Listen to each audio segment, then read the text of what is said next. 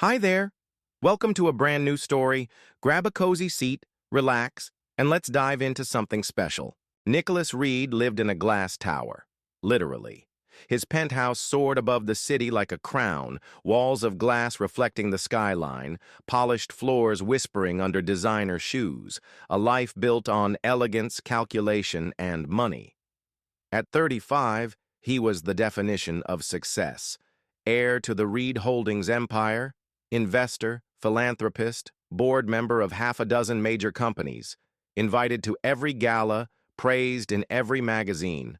Perfect life, perfect suits, perfect emptiness. Nicholas didn't notice the loneliness anymore. He didn't notice how the laughter at dinners sounded hollow, how the champagne burned more bitterly each year, how every woman who smiled at him seemed to be selling something he didn't want. It was easier not to notice. It was easier to stay moving, deal to deal, city to city, headline to headline. Until one afternoon, a rare, impulsive afternoon, he stepped off the polished marble streets and into a crumbling old bookstore he barely noticed. Maybe it was the faded closing soon sign taped to the door. Maybe it was the need for silence. Maybe it was something deeper, something reckless he hadn't yet acknowledged. Inside, the bookstore smelled of dust, coffee, and forgotten stories. Stacks of books leaned dangerously against each other. The carpet was threadbare. The lights flickered when the wind pushed too hard against the windows. Nicholas should have turned around. He didn't belong here. His shoes cost more than the monthly rent for a place like this. But something stubborn, something tired, made him stay. He was scanning a row of battered poetry collections when it happened. A crash, a laugh. And there she was, arms full of ancient novels, papers flying like startled birds, laughing as the chaos unfolded around her. Not embarrassed, not apologetic, laughing. Claire Weston, the woman who would ruin everything he thought he wanted and build something better from the wreckage. But Nicholas Reed didn't know that yet. All he knew was that he was staring at the most alive thing he'd seen in years. And for the first time in a very long time, he didn't feel bored. He felt awake. Claire Weston sat cross-legged on the dusty floor, surrounded by toppled stacks of books, laughing like someone who had long since stopped caring what people thought. Nicholas hesitated. No one hesitated around him. Boardrooms fell silent when he spoke. Waiters rushed when he frowned. But here, faced with a barefoot woman in a bookstore that smelled like 100 lost stories, Nicholas Reed, multi-millionaire future CEO, found himself awkwardly shifting his weight from foot to foot. Claire noticed. Of course she did.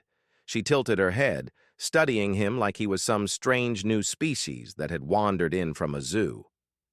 "You gonna help or just stand there looking expensive?"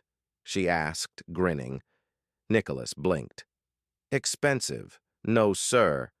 No nervous glances at the watch on his wrist, the label on his jacket. He crouched down without thinking, reaching for a fallen copy of Leaves of Grass. Claire snatched it from him playfully. "Careful," she said, mock stern. "You bend a spine. You buy the whole pile." Nicholas smiled before he could stop himself. "A dangerous offer," he said. Claire shrugged, tossing the book onto a nearby stack. "Living dangerously's kind of the theme around here." They gathered books in easy silence for a few minutes. Nicholas kept stealing glances at her. She was unlike anyone he knew, full, strong. Her hands quick and sure, her cheeks flushed from laughter. When the last book was back in place, more or less, Claire plopped onto the floor with a dramatic sigh. "You new around here?" she asked, pretending not to notice his suit, his shoes, his careful, practiced stillness. Nicholas hesitated.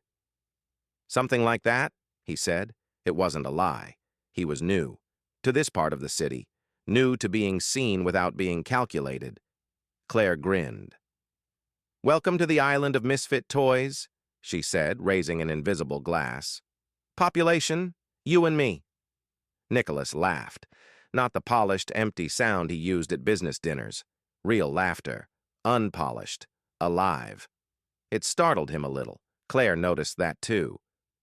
"You okay, expensive boy?" she teased. Nicholas shook his head, still smiling. "I think," he said slowly, "I'm better than I've been in a long time." Claire's smile softened. Something flickered between them, something fragile, unspoken, a connection neither of them could name yet. A door, half open, waiting for someone brave enough to step through. Nicholas wasn't planning to go back. He told himself that 3 times the next morning, while standing under the brutal rush of his marble shower. He told himself again while ignoring 32 unread emails, and once more while glancing at the closing soon sign in his calendar notes. He had meetings, important meetings, decisions that moved millions. But somehow by noon, he found himself standing outside the battered bookstore again, holding 2 coffees he didn't even like, feeling more nervous than he had in any boardroom in his life. The bell over the door jingled as he pushed it open. Claire looked up from behind the counter, one hand balancing a precarious stack of receipts, the other scribbling notes in a bright purple pen. She wore her hair tied up today, messy, loose, and a smudge of ink stained the side of her hand. She looked normal, radiant, unbothered, alive. She raised an eyebrow. "You again?" Nicholas held up the coffee cups like a peace offering. "I come bearing gifts," he said solemnly. Claire grinned, setting down her papers. "Bribery," she said, taking one of the cups. "Classic rich boy move." Nicholas chuckled. "Is it working?" Claire took a long sip, wrinkled her nose. "Terrible coffee," she said, "but points for effort." The hours blurred after that. Nicholas claimed he needed help finding a rare poetry collection. Claire claimed it was lost somewhere in the disaster zone she called a storeroom. They ended up sitting cross-legged among the dust and book towers, laughing, trading ridiculous facts about obscure poets, making up backstories for customers who wandered in and out. It was nothing. And somehow, it was everything. When the shadows grew long and Nicholas finally checked his watch, he blinked in disbelief. He'd missed 3 calls, 2 meetings, an entire world that hadn't noticed he was gone. Claire stood, stretching with a groan. "Same time tomorrow?" she asked casually, tossing a dusty book into a box labeled Almost Treasure. Nicholas should have said no. He had responsibilities. A life built carefully, layer by layer, like a fortress. Instead, he said, "Absolutely." And for the first time in years, he meant it. It became a ritual. Every afternoon, after pretending to care about board meetings and signing papers he barely read, Nicholas Reed disappeared from the glass towers and slipped into a world that smelled of dust, ink, and old coffee. The bookstore. Claire. They didn't plan it, didn't schedule or define it. It just happened. Nicholas would show up with 2 terrible coffees. Claire would roll her eyes and accept one anyway. They would sit among the leaning towers of forgotten books and talk about everything. And nothing. Claire had a way of talking that disarmed him. She didn't flatter, didn't perform, didn't edit herself for his benefit. She told him about the bookstore's struggles, about her dream of someday owning a tiny cafe where every table was stacked with secondhand novels. She told him about being tired, about losing friends who thought she should aim lower or try to change herself. She laughed about it, but Nicholas heard the crack in her voice that the laughter couldn't hide, and he told her things he hadn't told anyone, about the loneliness of winning, about building empires no one cared about beyond their own profit, about feeling trapped inside a perfect life like a goldfish in a glass bowl. Claire listened, not to fix, not to pity, just to listen. Sometimes they stayed until the streetlights buzzed on. Sometimes they argued, fiercely, laughingly, about books, movies, the best sandwich in the city. Sometimes they just sat in companionable silence, reading, drinking coffee, being. Nicholas started to change, Slowly, subtly. He smiled more, laughed more. Forgot to check his phone every 5 minutes. His suits got a little rumpled. His assistant began to panic over his unpredictable schedule. Old friends raised eyebrows over his disappearing acts. Nicholas barely noticed. Because somewhere in the chaos of that dusty bookstore, he had found something he hadn't realized he was missing. A place to be human. A person who saw him. Not the name, not the fortune, not the expectations. Just him. And that was the most dangerous thing of all. It happened on a Tuesday. A rainy, nothing special kind of Tuesday. Nicholas and Claire were huddled behind the front desk, laughing over a ridiculous Victorian novel they'd found, something about forbidden love, stolen glances, and way too many fainting spells. Claire was doing a dramatic reading, adding swooning gasps for effect. Nicholas, real tears in his eyes from laughing, didn't notice the bell over the door until it chimed sharply. He turned and saw her, Vanessa Ellington, socialite, fashion icon, longtime friend of the Reed family, if you counted alliances based on photo ops and mutual advantage. She stood just inside the door, umbrella dripping onto the worn rug, designer handbag clutched tightly, eyes sharp and calculating. Nicholas stood instinctively. Old habits, old masks. Claire blinked, glancing between them, sensing the shift but not understanding it yet. Vanessa smiled tightly.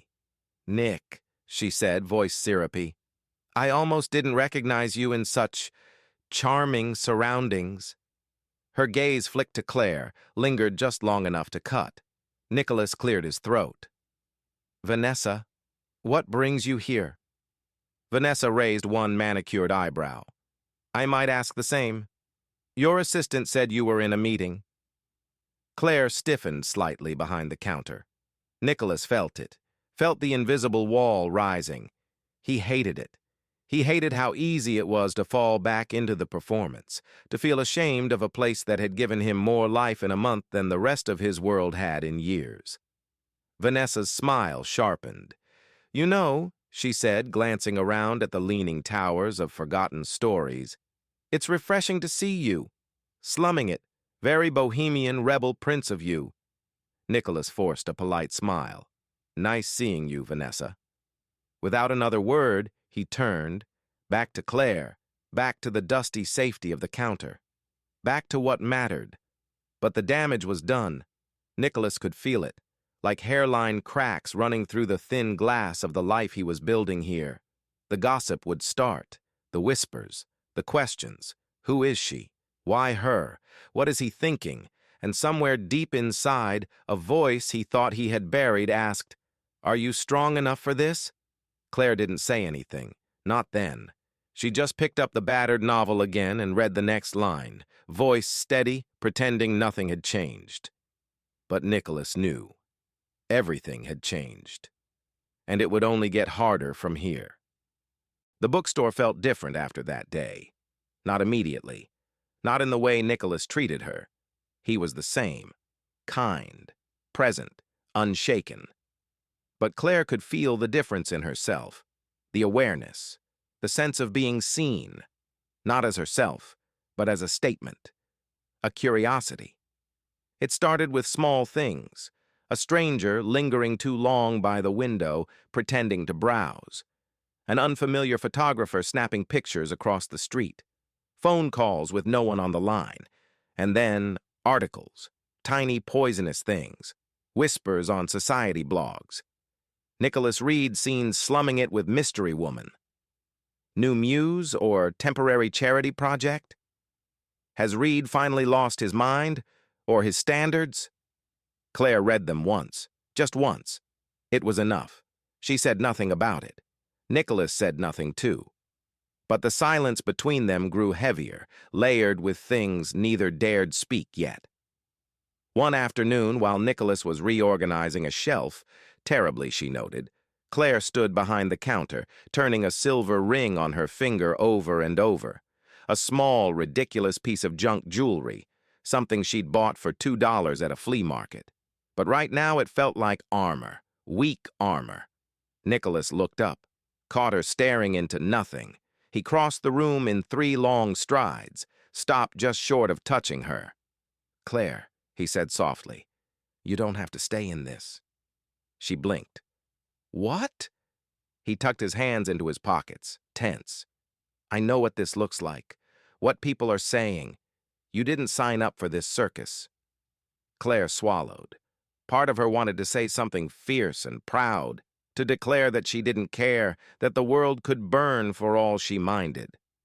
But that would be a lie, because it did hurt. It hurt more than she expected, more than she wanted. To be looked at like a stain on his reputation, to be discussed like a mistake. It hurt in ways old scars hadn't fully prepared her for. Still, she met his gaze, steady, real. "I didn't sign up for anything," she said. "I chose this." A beat. "And if you think I'm walking away because some bored people with too much time and too little soul have opinions," she smiled, small, defiant. "You don't know me at all." Nicholas exhaled. Relief, gratitude, something heavier. He reached out, hesitated, then rested his hand lightly over hers, the battered silver ring cold against his palm. "Good," he said roughly, "because I'm not walking away either." Outside, the city pulsed, judging, watching, waiting for the spectacle to crash and burn. Inside, 2 stubborn, imperfect people made a silent promise. "We will not be moved, no matter the cost." The invitation arrived in a heavy white envelope with gold embossing. Nicholas handed it to Claire like a peace offering. "A charity gala," he said, almost sheepishly. "Big names, bigger egos, black tie, bad champagne." Claire turned the envelope in her hands, her heart beating faster than she cared to admit. "You want me to come?" Nicholas nodded. "I want you there." He didn't add, "I need you there." He didn't have to. It was in his voice, in his eyes. Claire hesitated. She pictured it. The glittering chandeliers, the endless walls of perfect faces, the silent judgment wrapped in silk and diamonds, and her, in a second-hand dress, in a body the world loved to mock, in a skin that had never fit their narrow definitions of beauty. But Nicholas was still looking at her, not with pity, not with expectation, with hope, with trust. And Claire, stubborn to the end, refused to be the one who said no. The night of the gala, Claire stood in front of a cracked mirror in her tiny apartment, smoothing the skirt of a deep navy dress she'd found in a forgotten vintage shop. It hugged her curves without apology. She wore no jewelry but a pair of small silver earrings, no armor but her own defiance. She stared at her reflection, took a breath. "You belong wherever you decide to stand." Nicholas arrived right on time. When he saw her, he didn't say anything at first. He just looked, really looked, and smiled. Not the polished smile he wore for cameras. Something real, something rare. "You look," he cleared his throat, "like yourself." And somehow, that was better than any compliment she'd ever been given. The gala was a castle of glass and gold, chandeliers bigger than her apartment, tables groaning under the weight of caviar and champagne, and eyes, so many eyes. Claire felt them the moment she stepped in, curious, judging, measuring, some surprised, some amused, a few openly cruel. Nicholas kept her close, introduced her without hesitation, never once flinched. But Claire could feel the whispers curling around them like smoke. Who is she? He could have anyone. Why her? She smiled through it, lifted her chin, refused to shrink. Halfway through the night, while Nicholas was pulled into a conversation with a group of grim-faced investors, Claire stood alone near the edge of the room, pretending to admire a massive abstract painting. That's when a woman, blonde, brittle, wrapped in diamonds, sidled up beside her. "So brave of you," the woman said, voice dripping false sweetness. "Coming here like this." Claire blinked. Like what? The woman smiled wider, sharp enough to cut. You know, making a statement. Claire's hands clenched at her sides, but her voice, when she spoke, was calm, cool. Funny, she said. I thought I was just living my life. The woman's smile faltered for a fraction of a second. Claire smiled back, all teeth and fire, then turned away without another word. Across the room, Nicholas was watching. And when Claire's eyes found his, something fierce and wordless passed between them. Not apology, not regret, pride. The limo ride home was silent, not tense, not angry, just full. Too many words pressing against the windows, too many emotions neither of them could name yet. Claire stared out at the city lights blurring past. Nicholas stared at Claire, at the way her hand rested lightly on her lap, fingers curling and uncurling like she was holding on to invisible strings, at the way her shoulders sat stiff, proud, stubborn even now. He wanted to say something. He didn't know where to start. When the car finally stopped outside her apartment, Claire didn't move. Neither did he. The driver waited. The city waited. The whole damn world seemed to hold its breath. Finally, Claire spoke. Her voice was quiet, not angry, not broken, just tired. Is it always going to be like this? Nicholas closed his eyes for a second, felt the weight of it, the truth he couldn't soften. Maybe, he said. Claire nodded slowly, still staring ahead. And you're okay with that? She asked. Nicholas didn't answer right away, because the honest answer wasn't easy. It wasn't yes, triumphant and romantic. It wasn't no, ashamed and cowardly. It was something messier, something harder. I'm not okay, he said finally, but I'm not leaving. Claire turned to him then, really turned, their eyes locked, and all the fear, the exhaustion, the defiance flickered there between them like a fragile flame. You shouldn't have to fight for me, she whispered. Nicholas smiled, sad and stubborn. I'm not fighting for you, he said. I'm fighting for us. A beat, then another, and Claire's hand, small, strong, found his in the dark. Squeezed once, hard, real. They didn't kiss, they didn't make promises, they just sat there, hand in hand, heart to heart, while the city buzzed and whispered outside. Because sometimes survival wasn't about winning battles, it was about refusing to surrender. They didn't make any big declarations. No social media posts, no magazine interviews, no glossy, curated look-at-us campaigns. Nicholas and Claire simply lived differently. Nicholas started spending more time away from boardrooms and sterile penthouses. He invested quietly in small things, an independent bookstore about to close, a struggling art school where Claire once took night classes. He showed up at Claire's apartment with takeout and worn novels instead of dinner reservations and diamond bracelets. They took long walks through the parts of the city where no one cared about their names. They fought sometimes, fiercely, stubbornly, over little things, over big things, but always real fights, messy, honest, not performances. One evening, sitting on the floor of Claire's tiny living room, surrounded by scattered books and empty coffee cups, Nicholas leaned back and looked at her. Claire was curled up in a patch of late sunlight, reading aloud from a battered poetry collection, her voice soft and unhurried. And Nicholas thought, This is the empire I want to build, not towers of glass, not corporate empires, just moments like this, simple, true. Of course, the world didn't go away.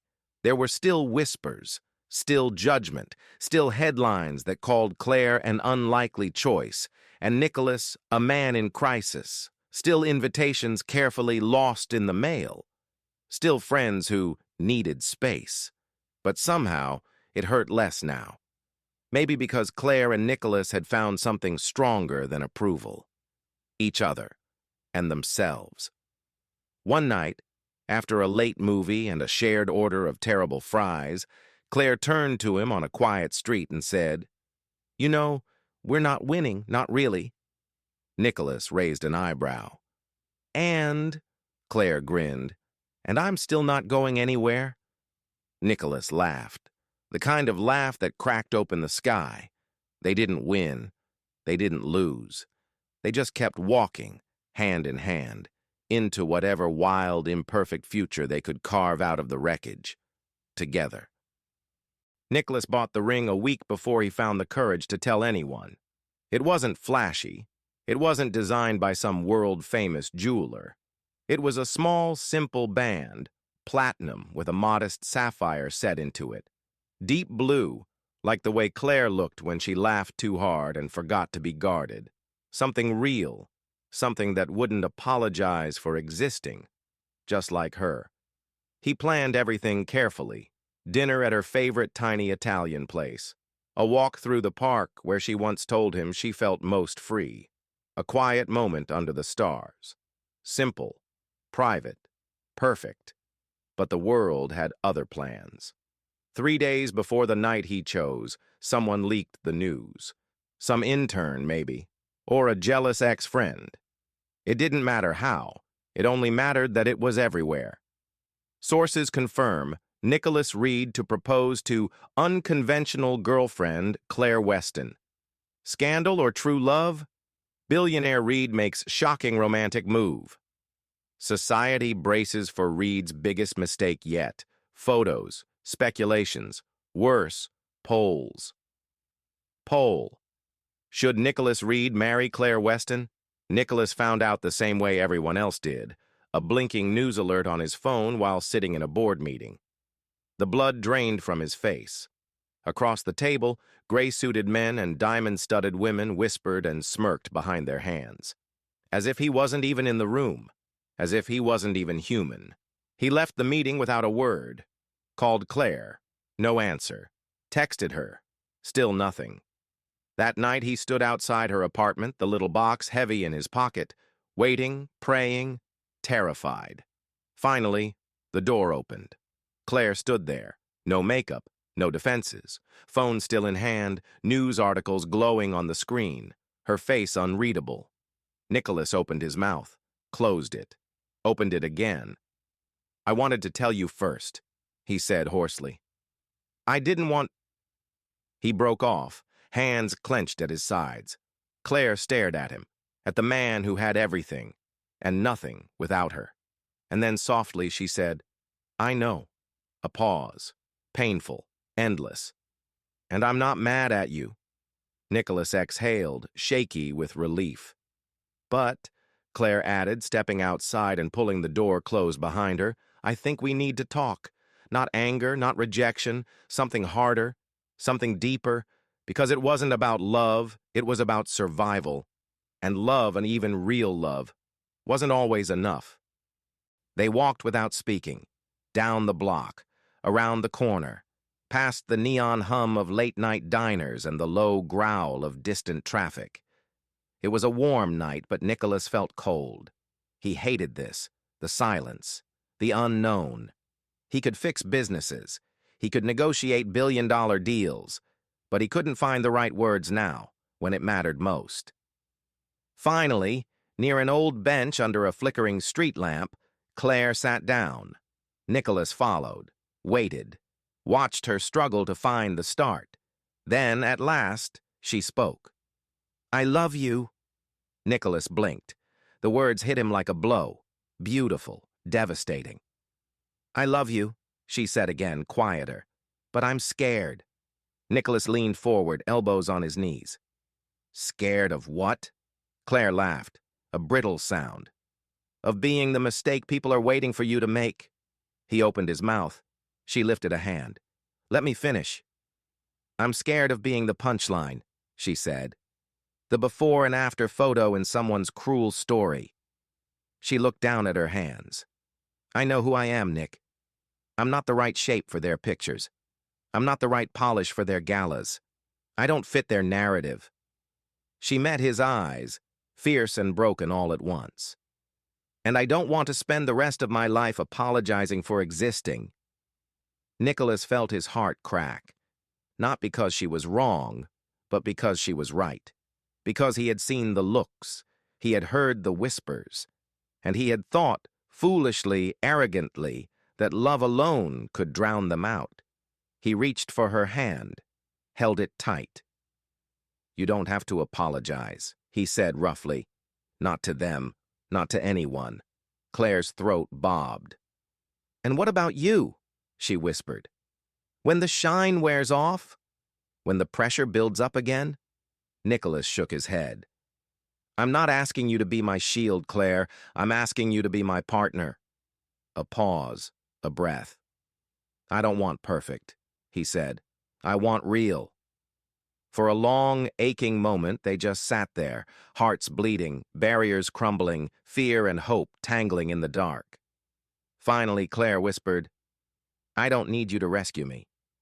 Nicholas smiled, soft, pained. "I know." He squeezed her hand again. "But maybe we can rescue each other." Under the broken street lamp, Claire let out a long, shaky breath. Then slowly, she nodded. One small, trembling nod that said, "I'm scared. But I'm still here." And sometimes, that was the bravest thing in the world.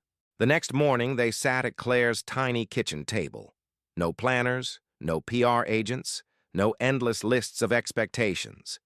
Just 2 cups of black coffee and a battered notebook between them. Claire clicked the pen thoughtfully against the table. Nicholas leaned back in his chair, watching her like she was the only thing anchoring him to the earth.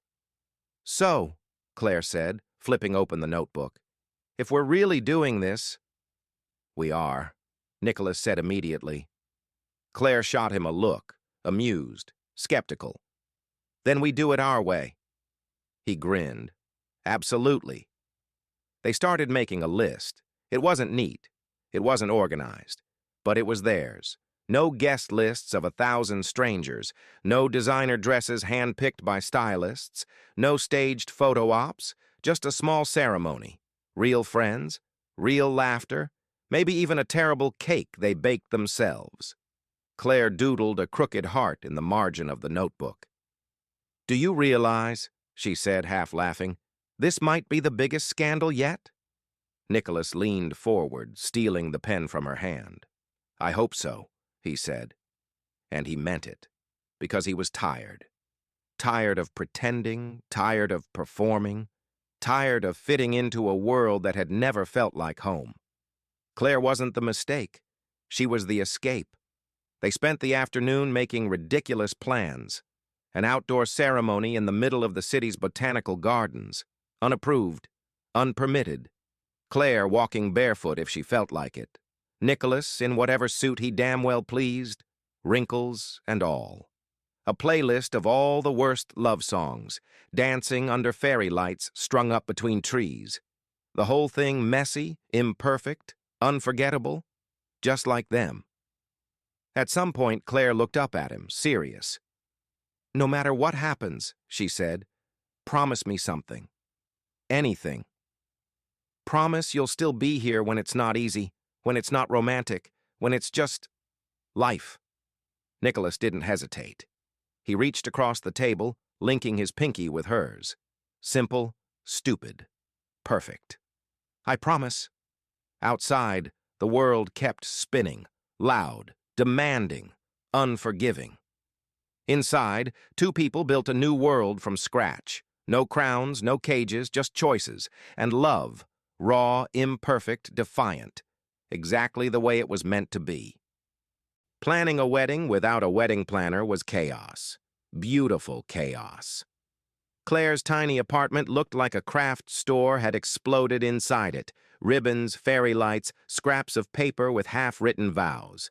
Nicholas loved every second of it. They ordered invitations printed on recycled paper. Claire designed them herself.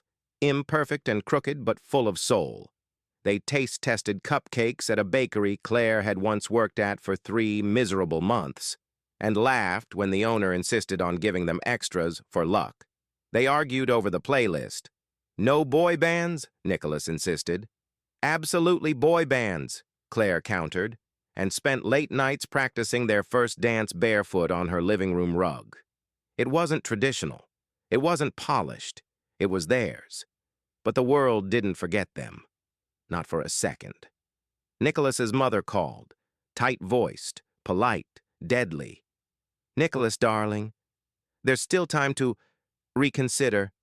We can arrange something more appropriate, more acceptable." Nicholas listened in silence, then said, "I'm not interested in appropriate," and hung up. Old friends drifted away, some with silence, some with warnings. "You're throwing your future away. She's not good enough for you. You're better than this." Nicholas realized, finally, how small their world really had been, how conditional their loyalty had always been. Claire heard it too.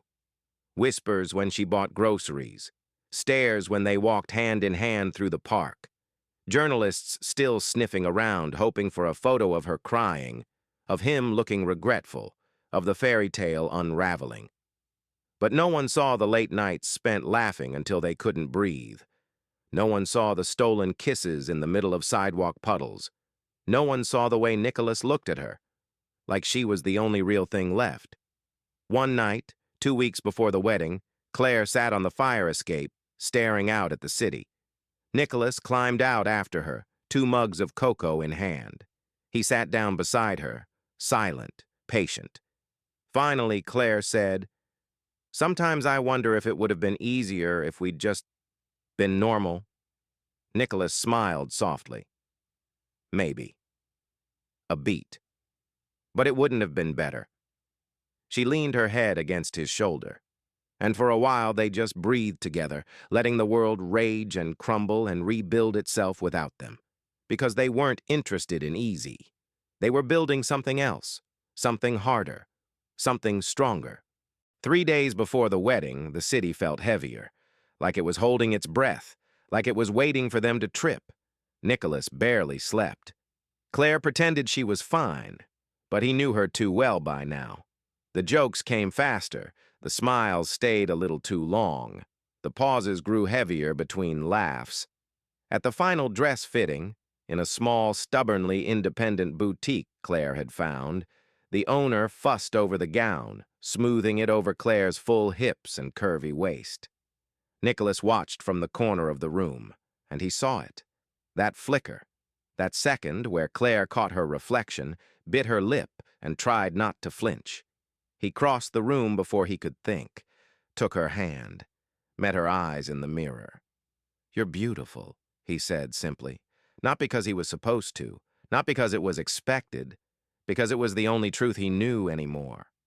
Claire swallowed hard, blinking fast, and smiled. A real smile. The kind that said, "I'm scared, but I'm here." Later that night, Nicholas found himself wandering into the half-finished reception space. Fairy lights dangled from trees, simple wooden chairs, a few folding tables. Nothing extravagant. Everything real. He stood there under the lights, staring up at the night sky, wondering how the hell he had gotten so lucky and so terrified, all at once. Claire found him there, no words needed. She just slipped her hand into his, leaned against him, and together they stared into the dark, feeling the weight of what was coming. The ceremony, the stares, the expectations they refused to carry. "I'm ready," Claire said finally, voice low. Nicholas squeezed her hand. "So am I." Not because they had killed all their fears, but because they had decided, quietly, stubbornly, to carry them together. The morning of the wedding dawned gray. The city, for once, seemed quiet, as if it knew something sacred was about to happen and didn't dare interfere.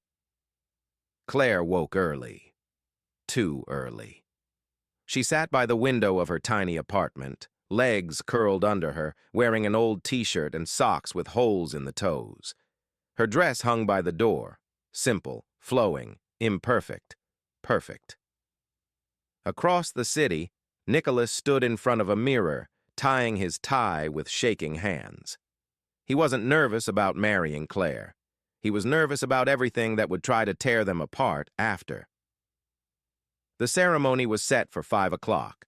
Outside, the botanical gardens buzzed with quiet activity, friends stringing up lights, tables being draped with borrowed cloths, a speaker system that looked suspiciously unreliable being duct-taped into place. Nothing about it was polished. Everything about it was perfect. At noon, Claire's best friend, a wild-hearted artist named June, burst into the apartment with coffee, bagels, and a half-dozen bobby pins clutched between her teeth. "You ready to be the scandal of the century?" she joked, tugging Claire's hair into something resembling an updo. Claire laughed, breathless, electric. "I was born ready." Inside, though, a small, terrified voice whispered, "Are you really enough?" Across town, Nicholas's best man, his cousin Ben, one of the few people who hadn't disappeared when the headlines got ugly, handed him a flask and a crooked grin. "You're doing the right thing," Ben said. Nicholas didn't answer. He just clutched the flask like a lifeline and nodded. By 3 o'clock, the sky had turned from gray to brilliant gold. Claire arrived first, barefoot as promised, stepping out of a battered car June had borrowed for the day. The guests, real friends, real smiles, turned to look. No gasps of horror, no judgment, just warmth. Welcome. Nicholas stood at the end of the garden aisle, his heart hammering so loud he was sure everyone could hear it. When Claire caught his eyes, everything else blurred away. The nerves, the fear, the noise. Only her, only him, only everything they had built from nothing. And as Claire walked toward him, barefoot, brave, beautiful beyond any standard the world had ever set, Nicholas realized something. He wasn't standing at the start of a perfect life. He was standing at the start of a real one, messy, hard, glorious. And he had never wanted anything more. The music was terrible. Someone had clearly forgotten the speaker was meant for background music, not a full-blown concert, and now a crackling love ballad from the early 2000s was blasting across the garden. Claire stifled a laugh.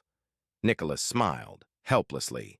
The officiant, a retired school teacher who had once given Claire her first real shot at believing in herself, cleared her throat and began.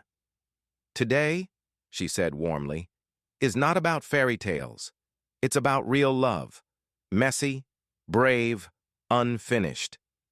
Claire's throat tightened. Nicholas's hands, steady, calloused from the life he didn't always show, wrapped around hers, tight, certain. The world faded away. No flashing cameras, no journalists, no harsh whispers, only this. The sun slanting golden through the trees, the fairy lights swaying gently in the breeze, two stubborn souls daring to say yes. "Claire Weston," the officiant said, nodding to her, "you may speak your vows." Claire's heart hammered against her ribs. Her fingers tightened on the worn scrap of paper she had crumpled in her palm, the messy vows she'd rewritten 5 times at 3 in the morning. She unfolded it, took a shaky breath, and began. "I never thought someone like me would find someone like you," she said. Soft gasps from the crowd. Nicholas's eyes shimmered.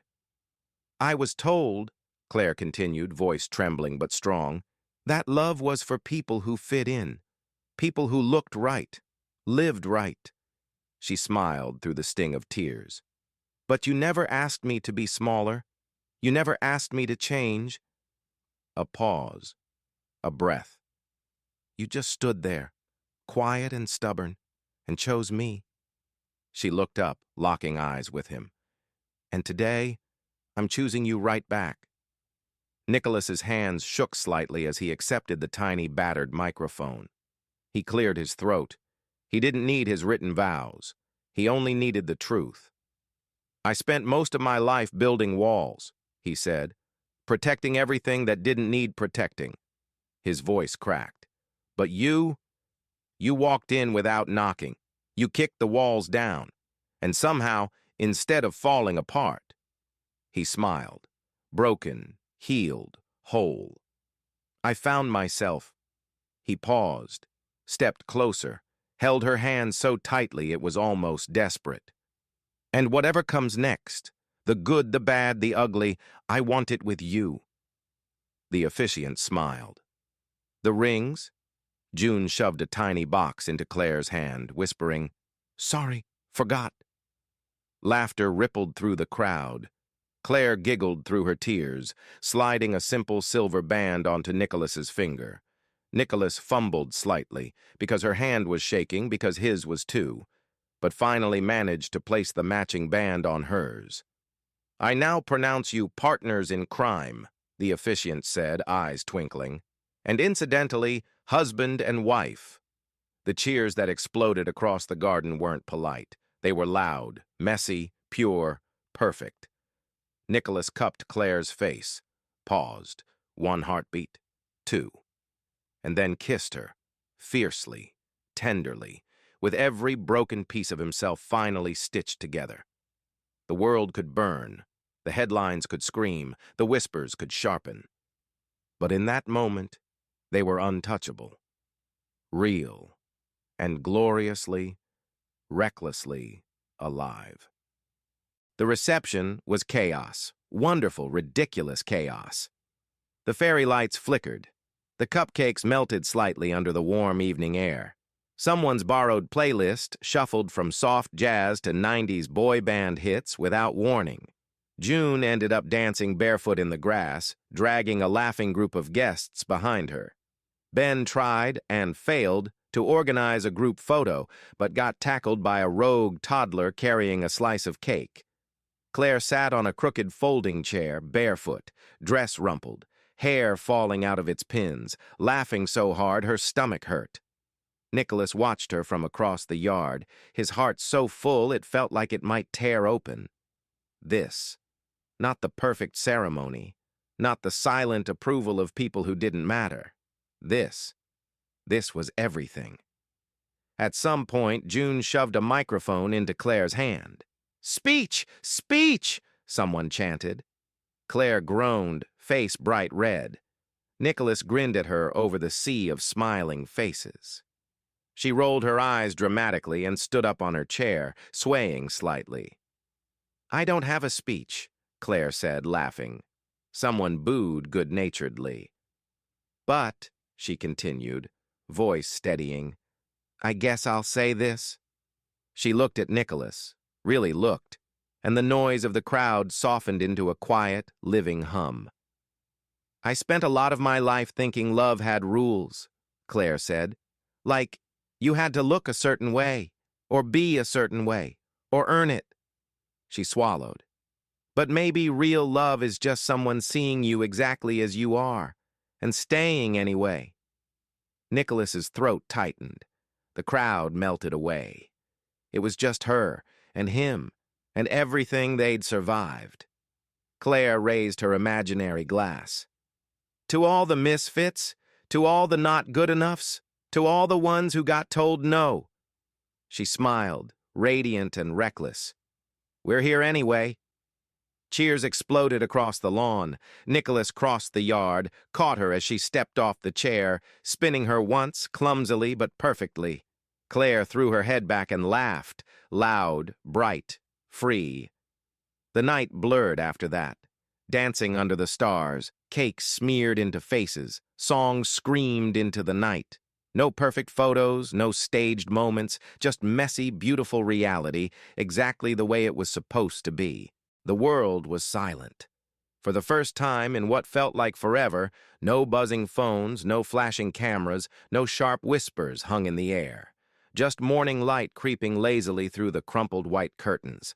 Just two people tangled up in each other, breathing the same easy air. Claire stirred first. Her muscles ached pleasantly, from dancing, from laughing, from surviving. She opened her eyes slowly. Nicholas lay sprawled beside her, an arm thrown over his face, hair a complete wreck, mouth slightly open.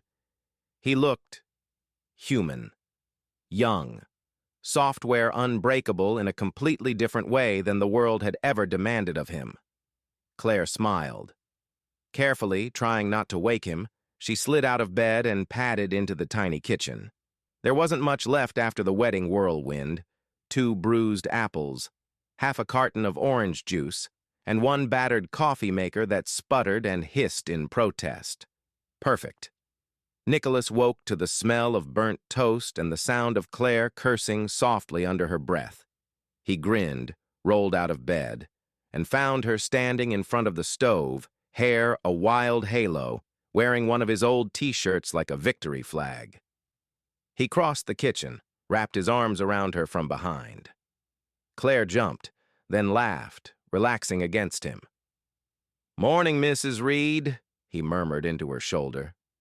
Claire snorted. "Feels weird." Nicholas kissed her neck. "Feels right." They ate burnt toast and drank terrible coffee on the fire escape, legs tangled, shoulders bumping. Below them, the city yawned awake, oblivious to the tiny, perfect revolution happening above. Claire leaned her head on his shoulder. Nicholas threaded their fingers together. No speeches, no promises, no vows repeated. Just this. I'm here. I'm staying.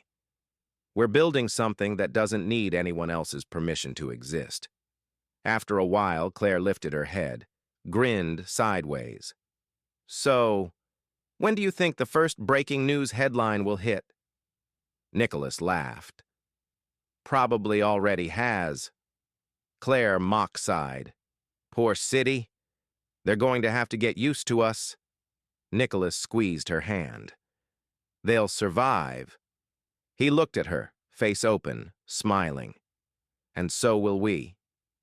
It didn't take long. By noon, Claire's phone buzzed with unknown numbers.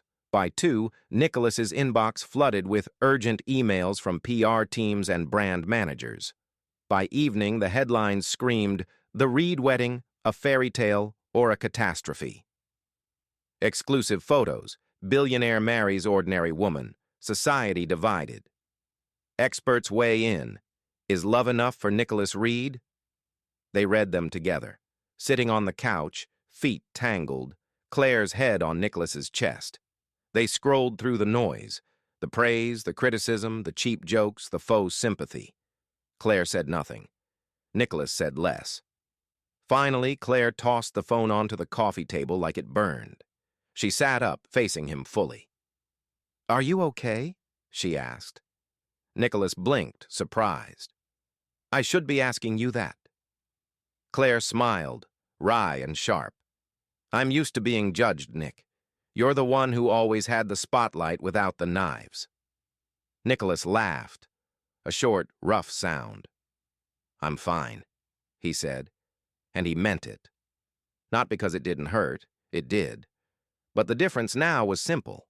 He wasn't standing there alone. The world could scream, the papers could mock, the elegant vultures could circle. But at the end of the day, they didn't live in those headlines.